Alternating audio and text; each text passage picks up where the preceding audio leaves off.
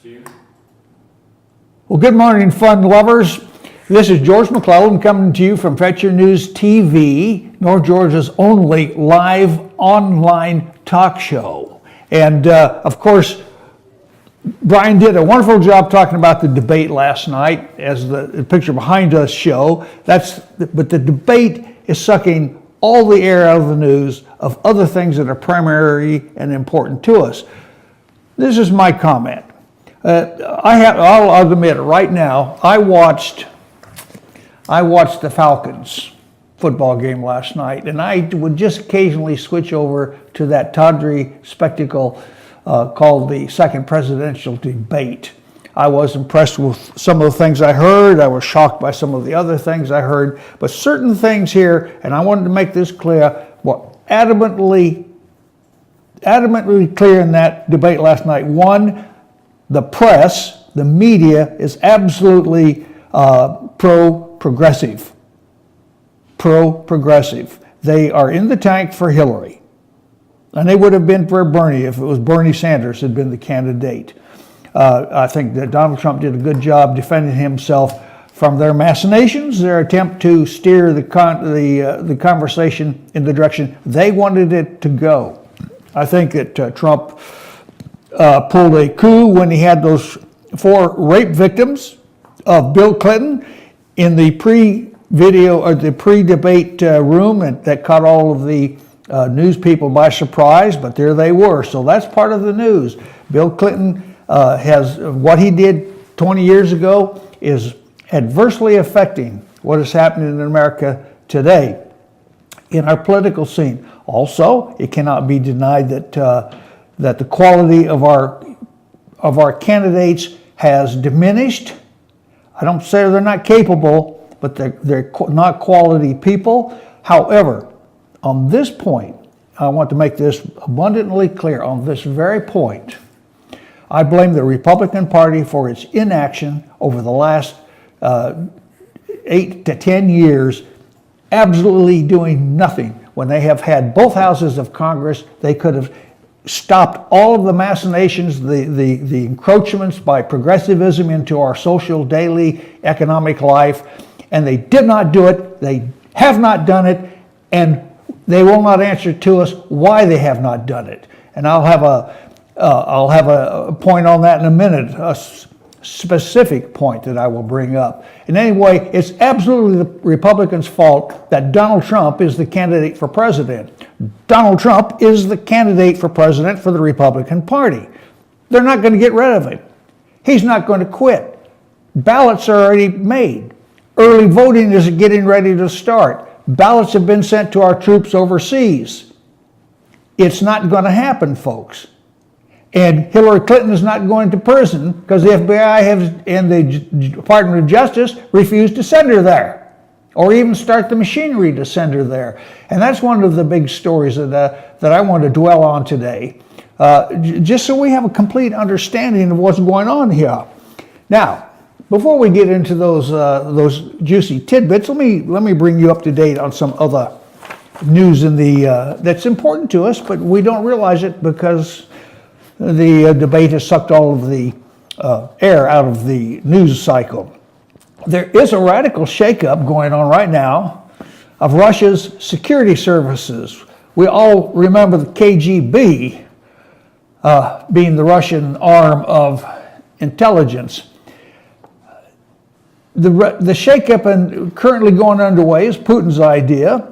It will merge the FSB, the Federal Security Bureau, and that's our term, not theirs, but it's what the KGB used to be, with the country's Foreign Intelligence Service, which is the SVR, that's their term, forming a new centralized organization that will be called the Ministry of State Security, MGB. Instead of KGB, it'll be the MGB. And they will resemble size and scope the original KGB. According to the story in the Russian newspaper Commentariat, which is available online. Also, the Russian government would not confirm this report, but they did not deny it. So that's in the news. The newspaper, the Russian newspaper, Kommersant, that's it, Kommersant reports that the two agencies will merge before Russia's next presidential election in 2018. An article in political.eu says that the new MGB, which recycles the name used for the Soviet intelligence agency from 1946 to 1953, will eventually employ 250,000 people, as many as the old KGB did at the height of its power. The fusion of state agencies would represent something of a reversal for Putin, don't believe it, because himself a KGB foreign intelligence officer for 16 years. Now there's a misnomer. He was not an agent out on the street. He was an analyst. His job was an analyst. And KGB people, one or two that I have interfaced with in my career, have told me that he's a piker, and he's there because he's a political hack, and he knew how to destroy the enemy and get to the top. Techniques that the Clinton apparently uses. The FBI, if we can trust the FBI, they have been asked to examine the cell phones of a small number of Democratic Party staffers as it investigates a possible hack. This news from CNN. What they're really not telling you is they're trying to find out which of the DNC staffers leaked information to. I can hear that. Well, they're on a witch hunt looking for people who leaked DNC information, trying to. Law enforcement officials have, the development comes on the same day that Homeland Security's Director Jay Johnson told lawmakers in sworn testimony that 18 states have asked for help in warding off cyber attacks on their electronic voting systems. I don't think Homeland Security needs to be involved in that. It is absolutely none of the federal government's business how election are run in each individual state, and there's 50 states and several territories that have a process, and just because he says 18 states have asked, they should absolutely be denied. We do not need the federal government, particularly Jay Johnson, who is a career Muslim, as I understand, running our election process, because that's a guarantee that Hillary Clinton will succeed. The law enforcement officials have reached out to the staffers individually about imaging their phones to search for evidence of hacking and not just such as malware. Investigators are still probing whether this attempted hack is part of the original breach of Democratic National Committee emails. So how did we get Jay Johnson in there? The whole thing comes together. Jay Johnson is part of that machinery that is going to protect the progressives, and they want to find out who has actually gone out and affected voting in voting machines in other communities. We have been hacked, they say. They have been hacked by Russians. They say that it's the Russians doing it. Maybe not. Could be Albanians or Romanians or even Bosnians. There's some Serbs who are very, very good at hacking. But he said that our struggle with the Russian hackers that was revealed in June are choosing not to provide general updates unless personal data or sensitive information has been accessed or stolen. So there's where we're at there. That information was told to CNN by Donna Brazil. She is the interim DNC chairman. She replaced Debbie Wasserman Schultz after that breach of DNC got her kicked out. Here's a little article that's interesting. The Drug Enforcement Agency's army of 18,000 informants pocketed $237 million over 5 years. Oh my God. They are spending money like it's going out of style. Now, I was a federal agent for 21 years, and I paid money to informants. My entire agency, in the 20 years I've been there, I don't think spent more could have possibly spent $1 million paying informants.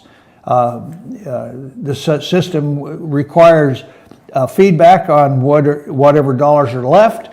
If you pay an informant, you give him money to make purchases, say, of drugs, like the DAA is doing. And if he has any money left over, you get it back. You annotate your receipt that he has signed, and the paper trail is there for examination. You cannot treat. If you want to be, we had an old saying in the Naval Investigative Service: if you lose your credentials, you just walk west till your hat floats. If you screw up or misuse C&CI funds, as we call them, follow your hat, because that's where you're going to go, and probably to jail. And in my 21 years, not once did an agent in my organization ever purposefully misuse federal funds for these purposes. Now, we've had a few people who had problems with figuring out money, but it all came out in the end. And there are some people who cannot do finances, and their wives run their home budget. So there's an interesting thing. But back to the DEA, it's no secret that the DEA relies heavily on an army of confidential informants, men and women, often compelled, coerced, or enticed to share information with law enforcement, sometimes to alleviate their own legal problems, and sometimes for cash. That's absolutely a true statement. Absolutely a true statement. Precisely how those relationships play out, however, is shrouded in secrecy. Well, I just revealed the secret. Some people want to stay out of jail, and if you can bust them from an article, from a court-martial to an Article 15 under the UCMJ, and they're willing to go that way, you cut them some slack, so long as they haven't committed a serious felony offense. A recently published audit by the DOJ has now offered a startling glimpse behind the scene of those operations, revealing a world in which hundreds of millions of dollars have been doled out to thousands of informants over the last 5 years. I can tell you, none of my informants could have possibly lived off the money I provided them. It was a case-by-case issue of money, and they weren't as rewards. They were to buy information. Those informants include package delivery personnel, bus company employees, Transportation Security Administration agents moonlighting as drug spies. That's interesting. All operating with abysmal oversight and scant evidence of return on investment. If we had an informant who was a civilian in the Navy, receiving the Navy salary, and we had information, and he had information that we needed, we could get that information and not pay him any money, and he would not be, because he's a federal employee and he has a duty and obligation to, otherwise, he's gone. He'll be fired or prosecuted. So, we have these laws that govern that should govern the activities of people who handle taxpayer money. And we were good stewards of the taxpayer money in the Navy.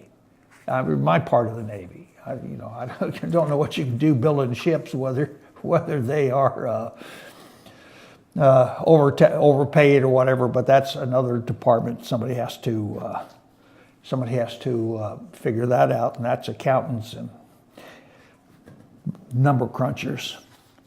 The Department of Justice's Inspector General published an audit report between 2010 and 2015 that the DA boasted more than 18,000 active confidential sources assigned to domestic offices, with over 9,000 of those sources receiving approximately $237 million in payments for information or services that they provided. By comparison, the FBI is said to maintain a roster of some 15,000 informants. We didn't maintain rosters. We use an informant as we could get them on individual cases. Now, occasionally we'd get a great drug informant who had that ability to move in and be accepted by the bad guys. I can only think of one or two of those people that we actually sent to another spot to be an informant for another NIS office, but they were good and they did not get a salary from it.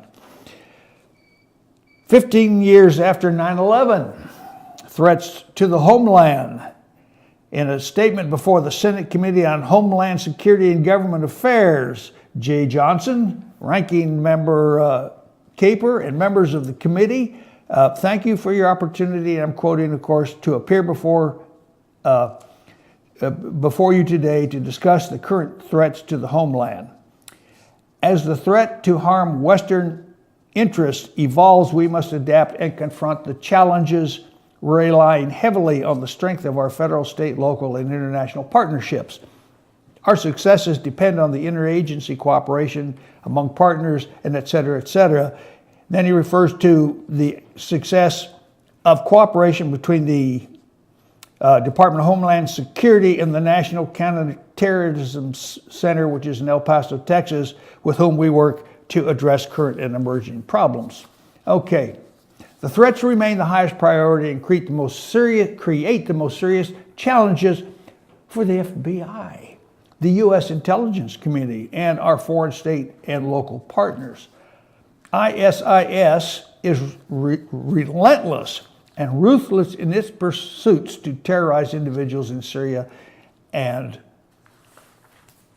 other Arab states.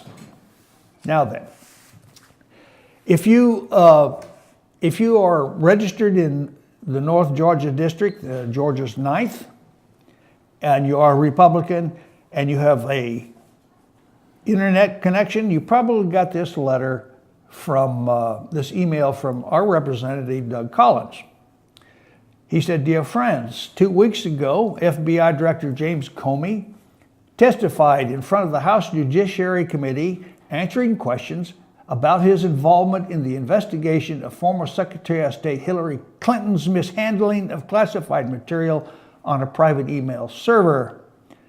Director Comey announced earlier this year that the FBI would not be recommending the Department of Justice bring any charges against former Secretary Clinton. Watch me challenge Secretary Comey on the issue." And then we had a short little video of our representative, the Honorable Doug Collins, asking questions of Director Comey.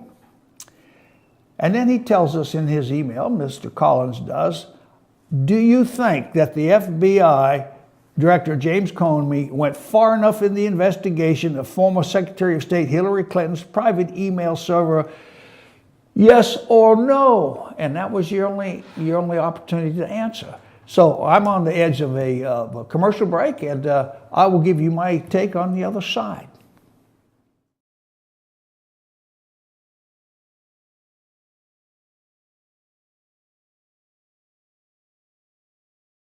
Pizza Hut makes the best pizza in the entire universe, but they won't tell you that. I've been marooned on this planet for a while now. You are an impressive race. Your children know excellent hiding places. Your oceans aren't filled with lava. And you figured out how to combine a grilled cheese sandwich with a Pizza Hut pizza. Surely interstellar travel will soon follow. And then I can finally get back home. Round. Round like home. The grilled cheese stuffed crust pizza. Proof that no one out-pizzas the Hut. I'm Sheriff Dane Kirby, and I'll stand up for you. I'm Stacy Nicholson, Sheriff of Gilmer County, and I will stand up for you. Stand up and speak out. No matter how rich, cool, talented you believe yourself to be, how you treat people ultimately tells all. I am Allison Sosby, District Attorney, and I'll stand up for you.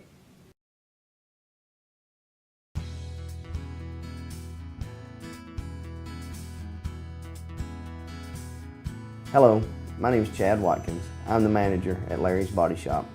We are a family-owned and operated business and have been serving the North Georgia area since 1978. We are located at 1216 Progress Road in LOJ, Georgia. Our shop specializes in collision repair, and we work with all major insurance companies. Larry's Body Shop is ICAR Gold, the highest role of training recognized by the collision repair industry. It is estimated that only 10% of collision shops meet these standards. Our shop consists of state-of-the-art equipment such as laser measurement system, down-drive spray booth, spot and MIG welding equipment. All of our paints are mixed on site so that we can guarantee your paint to match every time. I know that having an accident can be a stressful event. We take pride in making sure our customers are satisfied with the repair of their vehicles. Our waiting area is clean and comfortable with free Wi-Fi and refreshing beverages. So if you're in an accident, stop by and see us at Larry's Body Shop. The Chevy Model Year End Clearance event is on at Days Chevrolet in Jasper with savings up to 16% off MSRP. Our biggest discounts of the summer. Save over $4,100 off a new Chevy Malibu, just $19,500. Huge truck savings too, up to $8,600 off loaded Silverado Crew Cab LT. Now only $33,500. Don't miss the Model Year End Clearance event at Days Chevrolet in Jasper. Better days ahead, Days Chevrolet. Find new roads.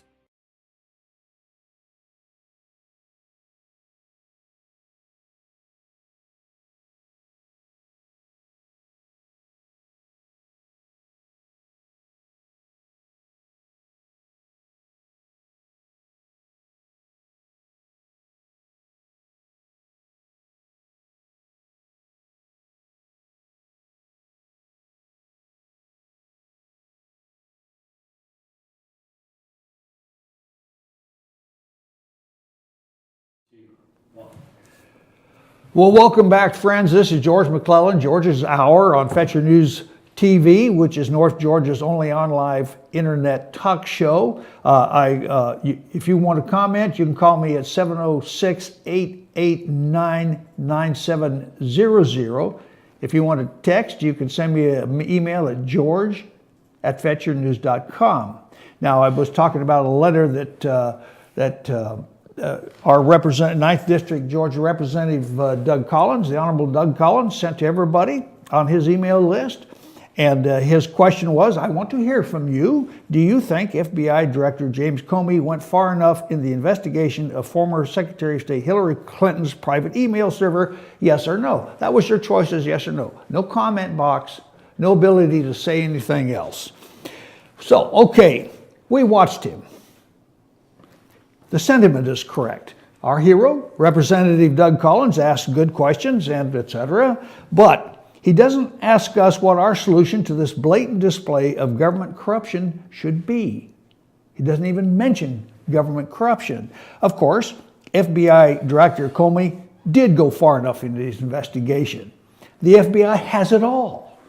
Comey just decided, for clearly corrupt political reasons, not to recommend prosecution of the criminal Hillary Rodham Clinton because it would directly implicate the criminal Barack Obama as a co-conspirator and raise questions of treason. And so we had that tawdry display as a result at the news conference, at the debate last night. So what's not to see here? James Comey's decision has brought the FBI into disrepute, even down to the lowest level of respect, now solely occupied by the IRS. Representative Collins' next question to us should have been, what do you want me to do about it? Short comments should be solicited, not yes or no answers, to obvious questions that can be interpreted any way that Congressman wants. Here's what we want you to do about it. We want you to do your job. The government is corrupt. We can all see it, even if our representatives do not. We want it. We want them out. We want the cancer of socialist corruption out of our body politic. We want our representative government back. And we want our Constitution and the rule of law back. We want someone, you, Doug Collins, since you brought it up, to publicly demand that the FBI Director, James Comey, should resign. Failing that, then we want you, Doug Collins, to at least bring to the floor of the House the idea that he should be impeached. Talk about it. For God's sakes, the Republicans have both houses of Congress. Both houses of Congress. Do something before it's too late. That's all we ask. And it's because of not doing anything like this that we have Donald Trump as our candidate, because he says he's going to do something. He said he would put Hillary in jail if he became president. My goodness, do you think he lost that debate last night? I don't think so. Anyway, become the statesman Representative Collins, that you think that you are. Actually become a statesman. Join the conservative revolution going on up there in that Congress. There's 14 of them out of 500. Become part of that. Help us to return America to their Constitution. But do something, except talk about it. And that's my comment on James Comey and our Representative Doug Collins. I call on him to do something. Now, here's an interesting letter that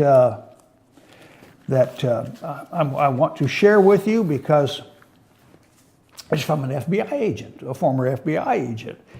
The article,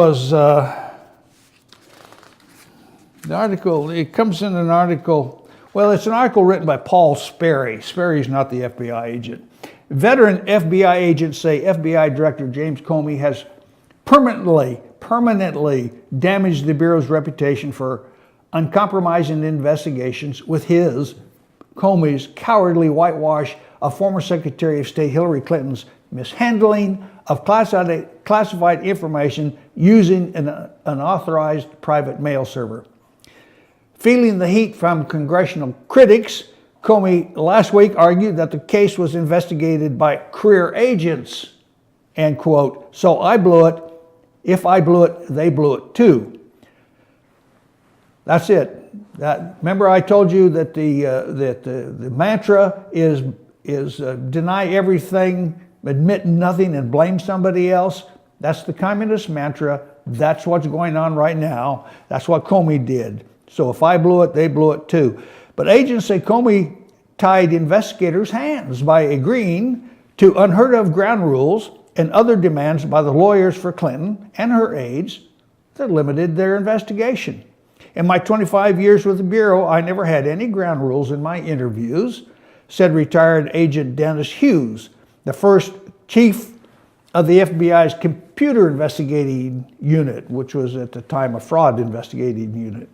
Instead of going to prosecutors and insisting on using grand jury leverage to compel testimony and seize evidence, Comey allowed immunity for several key witnesses, including potential targets, Cheryl Mills, Huma Abedin. The immunity agreements came with outrageous side deals, including preventing agents from searching for any documents on a Dell laptop owned by former Chief of Staff Cheryl Mills that was generated after January the 31st, 2015, a year and a half ago. And when she communicated with the server administrator who destroyed already subpoenaed emails. Now that's gone. Those are gone. Comey also agreed to have Mills' laptop destroyed after the restricted search, denying Congress the chance to look at it and making the FBI an accomplice to the destruction of evidence, impeding justice. Comey immunized witnesses nonetheless and suffered chronic lapses in memory, made the unsubstantiated claims of attorney-client privilege upon tougher questioning, and at least two gave demonstrably false statements. They lied. And yet Comey indulged it all. Once more, Comey cut a deal to give Clinton a voluntary witness interview. A voluntary witness interview means not under oath, on a major holiday, and even let her chief of staff sit in on the interview as a lawyer, even though she too was under investigation. Chief of Staff Cheryl Mills. Clinton's interview, the culmination of a year-long investigation, lasted 3.5 hours. Despite some 40 bouts of amnesia, Hillary's amnesia, she wasn't called back for questioning, and 3 days later, Comey cleared her of criminal wrongdoing. A federal investigator, whether it was NIS or NCIS now or the FBI then, a federal, you don't ask questions you don't already know the answers to. And she should have been called back. This is corruption. And this is why Donald Trump is filling the need that the American people want that the Republican Party is not doing. has not done, and apparently won't do. Anyway, the FBI has politicized itself, and its reputation will suffer for a long time, said Hughes. I hold Director Comey absolutely responsible. FBI agent Michael Basallo also agreed. He said Comey has single-handedly ruined the reputation of the organization. The accommodations afforded Clinton and her aides are unprecedented, Basallo added, which is another way of saying the outcome was by design. He called Comey's decision not to seek charges cowardly. Each month for 27 years, I received oral and computer admonishments concerning the proper protocol for handling top secret and other classified material, and was informed of the harsh penalties to include prosecution and incarceration for mishandling such material. Had myself or my colleague engaged in behavior of the magnitude of Hillary Clinton, as described by Comey, we would be serving time in Leavenworth as we speak. Former FBI official I.C. Smith knows a thing or two about Clinton corruption. After working at FBI headquarters as a section chief in the National Security Division, he retired as special agent in charge of the Little Rock, Arkansas office, the field office, where he investigated the top Clinton fundraisers for public corruption and even Chinese espionage. FBI agents upset with Comey's decision have every reason to feel that way, Smith said. Clearly, there was a different standard applied to Clinton. I have no doubt resourceful prosecutors and FBI agents could have come up with some charges that she would have been subjected to prosecution. The 25-year veteran added, what she did is absolutely abhorrent, and anyone who has access to classified information knows it. Smith said Congress should subpoena the case agents to testify about the direction they received from Comey and their superiors. It would be interesting to see what the results would be if those involved with the investigation were questioned under oath. Comey made the 25 agents who worked on the case sign non-disclosure agreements, but others say morale has sunk inside the Bureau. The director is giving the Bureau a bad rap with all the gaps in the investigation. One agent in the Washington field office said there is a perception that the FBI has been politicized and has let down the country. Comey has turned a once proud institution known for its independence into one that bows to election pressures, hands out political immunity to candidates, and effectively pardons their co-conspirators. He turned the FBI into the Federal Bureau of Immunity and lost the trust and respect not only of his agents, but of the country at large, and he ought to step down.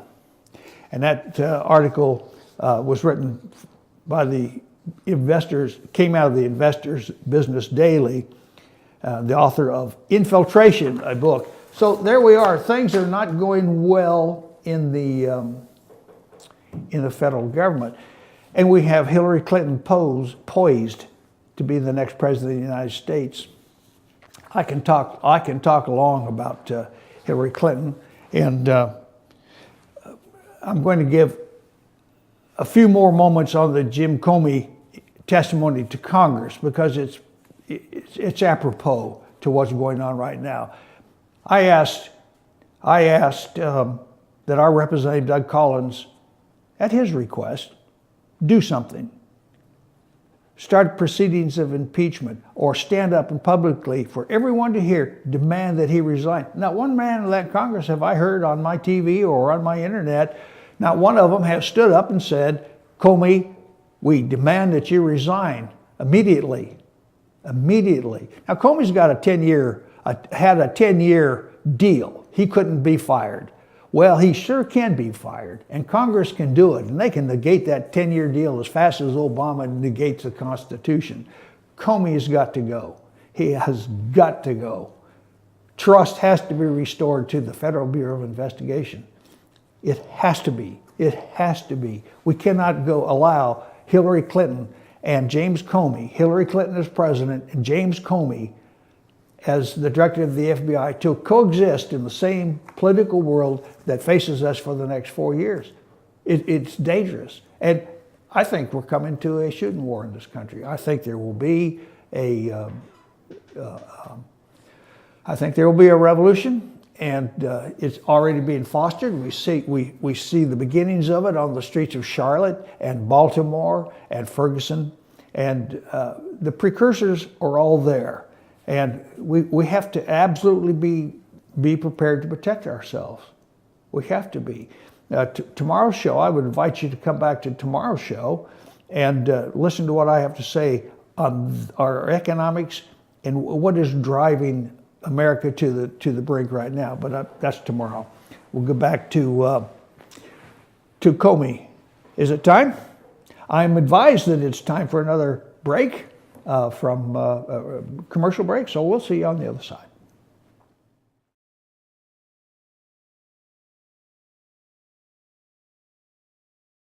Pizza Hut makes the best pizza in the entire universe, but they won't tell you that. I've been marooned on this planet for a while now. You are an impressive race. Your children know excellent hiding places. Your oceans aren't filled with lava. And you figured out how to combine a grilled cheese sandwich with a Pizza Hut pizza. Surely interstellar travel will soon follow. And then I can finally get back home. Round. Round like home. The grilled cheese stuffed crust pizza. Proof that no one out-pizzas the Hut. I'm Sheriff Dane Kirby, and I'll stand up for you. I'm Stacy Nicholson, Sheriff of Gilmer County, and I will stand up for you.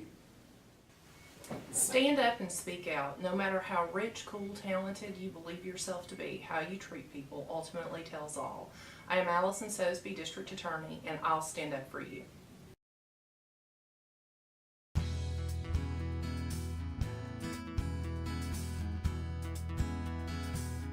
Hello, my name is Chad Watkins. I'm the manager at Larry's Body Shop. We are a family-owned and operated business and have been serving the North Georgia area since 1978. We are located at 1216 Progress Road in LOJ, Georgia. Our shop specializes in collision repair, and we work with all major insurance companies. Larry's Body Shop is ICAR Gold, the highest role of training recognized by the collision repair industry. It is estimated that only 10% of collision shops meet these standards. Our shop consists of state-of-the-art equipment such as laser measurement system, down-drive spray booth, spot and MIG welding equipment. All of our paints are mixed on-site so that we can guarantee your paint to match every time. I know that having an accident can be a stressful event. We take pride in making sure our customers are satisfied with the repair of their vehicles. Our waiting area is clean and comfortable with free Wi-Fi and refreshing beverages. So if you're in an accident, stop by and see us at Larry's Body Shop. Better days ahead. The Chevy Model Year End Clearance Event is on at Days Chevrolet in Jasper with savings up to 16% off MSRP. Our biggest discounts of the summer. Save over $4,100 off a new Chevy Malibu, just $19,500. Huge truck savings too, up to $8,600 off loaded Silverado Crew Cab LT. Now only $33,500. Don't miss the Model Year End Clearance Event at Days Chevrolet in Jasper. Better days ahead. Days Chevrolet. Find new roads.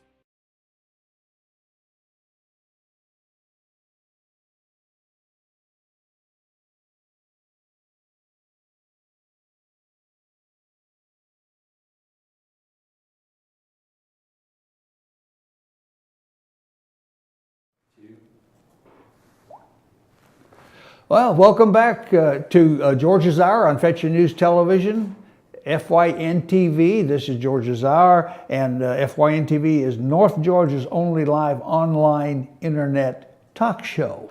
I can be reached at 706-889-9700 or text me at email me at george@fetchernews.com. We're going on about the FBI. We cannot let the issue of the FBI director disappear into the midst of time just because there was a raucous debate last night. We simply cannot do it. Judicial Watch, we can thank groups like Judicial Watch and the Heritage Foundation, very conservative groups, for keeping this thing going by demanding FOIA, Freedom of Information Act, to release documents from the government. And they've been doing a commendable job. Judicial Watch attorney Michael Bacascia, on the new evidence that the FBI gave Hillary Clinton and her staff special treatment is the point of under contention right now. FBI Director Comey appeared last Wednesday before House Judiciary Committee, where he got another chance to explain his agency's double standard regarding Hillary Clinton, his probe of the former Secretary of State's private email server, and looking more like a kid glove exercise with each new revelation. And I've already mentioned last week, I told you that Comey is involved with the Clinton Foundation, and his brother is a partner or is an employee of the firm that does the Clinton tax audits. We have a connection. It's all there, and it's got to come out. Jason Chaffetz, the House Oversight Chairman, disclosed that the FBI granted immunity to Mrs. Clinton's top aides as part of the probe into whether Hillary mishandled classified information. Chaffetz said that limited immunity was extended to former Chief of Staff Cheryl Mills and Senior Advisor Heather Samuelson, a name we don't hear often, to get them to surrender their laptops. Well, why should they do that when all they need is the subpoena power of a grand jury and go seize the laptops? Sounds simple enough. Anyway, if the FBI wanted any other American's laptop, mine, for example, they would just go get them, and they wouldn't need an immunity deal. That's how it works. Representative Jim Jordan of Ohio told Politico, he's right, the FBI merely has to seek a subpoena or search warrant. By obtaining immunity, the FBI exempted the laptops and their emails as potential evidence in a criminal case. Beth Wilkerson, who represents Mrs. Mills and Mrs. Samuelson, says the immunity deals were designed to, quote, protect her clients against any related classification disputes. Well, this is an admission that both women knew their unsecured laptops had been holding sensitive information for more than a year. Meanwhile, Mr. Comey allowed Mrs. Mill and Mrs. Samuelson to serve as lawyers for Hillary Clinton during her interview with the FBI. They were just interviewed themselves as co-conspirators, and now they get to advise Hillary Clinton on whether she should answer questions or not. The FBI also offered immunity to John Bentel, who directed the State Department's Office of Information Resource Management, and to Brian Pagliano, Mrs. Clinton's IT expert, and to an employee of the Platte River Network, which housed the Clinton server in their bathroom. Do you remember that? I think it was in Denver. Usually the FBI only offers immunity deals in return for genuine information. That was the same with NIS. If you want immunity, you got to tell it all. You got to spit it out. In this case, the FBI seemed not to make any such demands. The deals also did not include, as they often do, requirements that the recipients cooperate with other investigative bodies. In this case, we're talking about Congress, the Oversight Committee. Meanwhile, the FBI waited until last Friday, to dump another 189 pages of documents from its investigation. Now, that old mem is starting to get, people are now waiting for the Friday dump. People would dump on Fridays, got football weekends, college on Saturday, NFL on Sunday.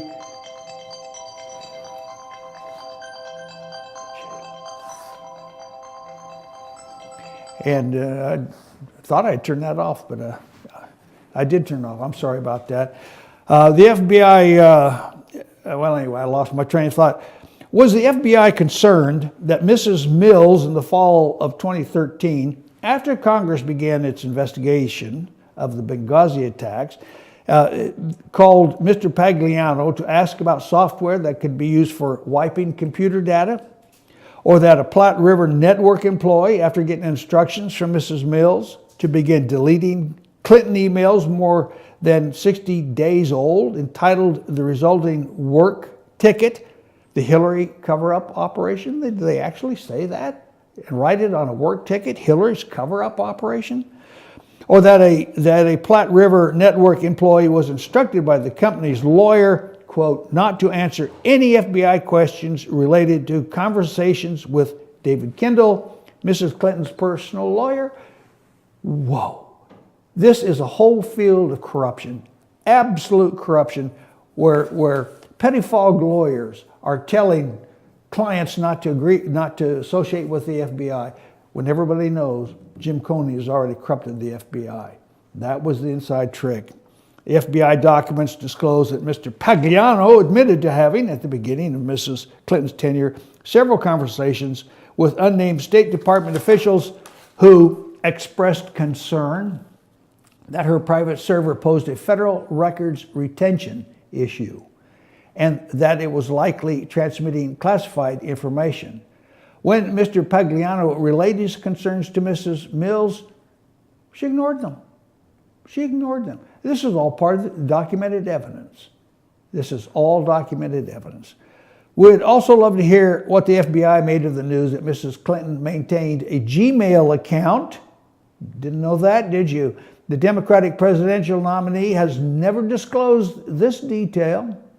Speaking of revealing, President Obama has publicly said he found out about Mrs. Clinton's server through news reports, yet here he is, a co-conspirator, because he actually sent emails under a pseudonym to Hillary Clinton on her private server.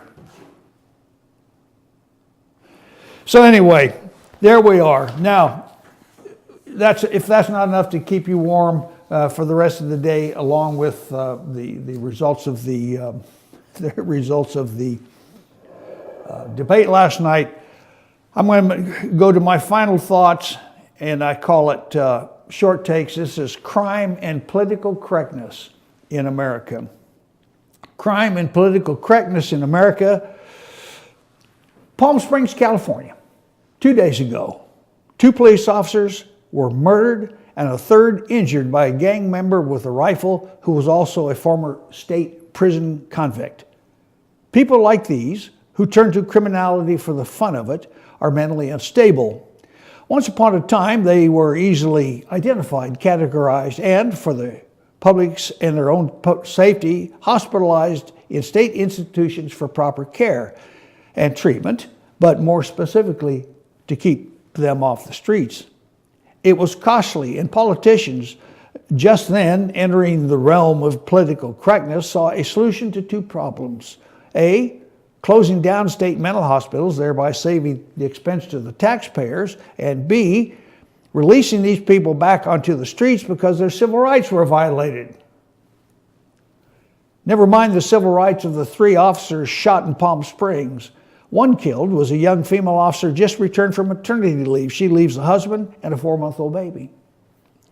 The other, a man 1 month away from his retirement after almost 40 years. We never know what or when or how death may come to us. These violent social changes to our culture are not random, nor are they by accident. They are following the Marxist program of how to destabilize and replace an existing society. The process is a slow, corroding scheme to delegitimize personal individualism, patriotism, nationalism, and self-determination with group consensus, directed by our intellectual betters, so crimes like these won't happen. The problem is the government then becomes the criminal. It has the power to demand obedience and will do so because we have allowed them to make the rules. We want to be safe in our own homes. Know that our property is protected from the predators emerging from the violent, thuggish subculture now festering in the bastions of liberal progressivism. We want to we want a stop to being killed in the streets by people who should be institutionalized. We want to stop to being called racist on the myth of white privilege. We know it's the negative consequences of a gang subculture reinforced by stupid behavior that is the problem, not us. We want it stopped. Most of us would rather see criminals shot dead in the streets than citizens bleeding to death in the gutters. We want to stop paying for a welfare state that benefits this violent subculture, that preys on us.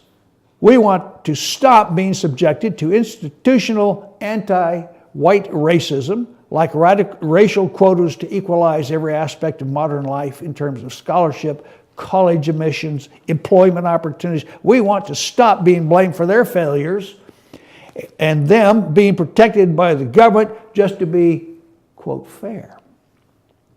Bureaucracy is run amok. It's what they do.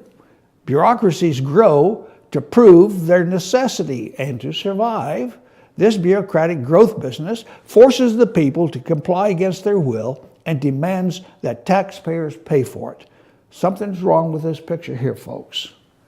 Why must welfare programs be run from Washington? Everything else they touch is screwed up. They should be local programs with some true local charity to relieve the truly destitute. Cities and states know what's needed and what they can afford far better than the federal government can.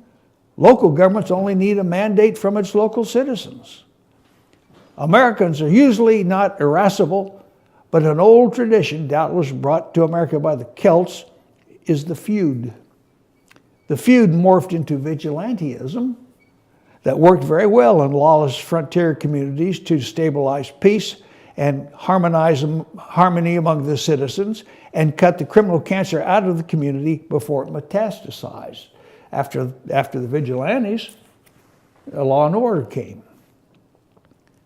And we were happy for 150 plus more years. We celebrate these events with movies like Tombstone, Lonesome Dove, Open Range, just to name three. And folks, we have got to regain control of our society again before political correctness kills us all and the state gets it all. And that's my thought for the day. And how close are we getting, brother? 4 minutes. I have 4 minutes. Well, this is wonderful.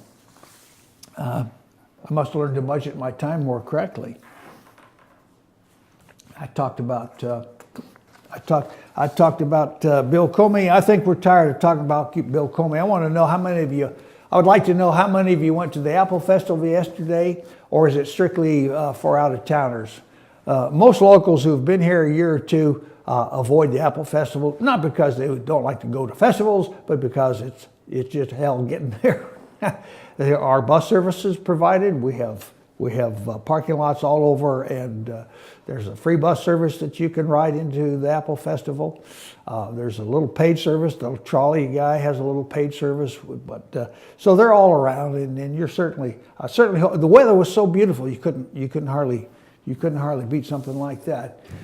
And so we've got through a litany of stuff today, and I want to thank you for listening. It was a thought that had crossed my mind that I should, but I guess I have one, but it's just running on empty right now. The Chamber of Commerce, the Gilmore Chamber of Commerce, is in full throat over here. They're getting everything lined up. So next weekend is another Apple Festival.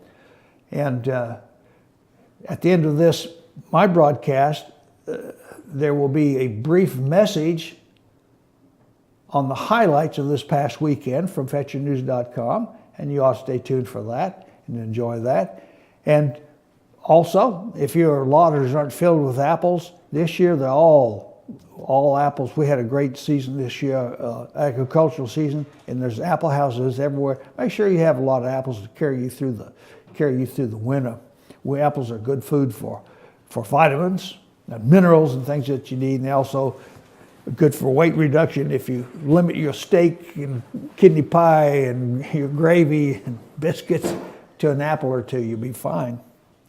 So I think I've just about said everything I'm going to say. How much time we got? A minute?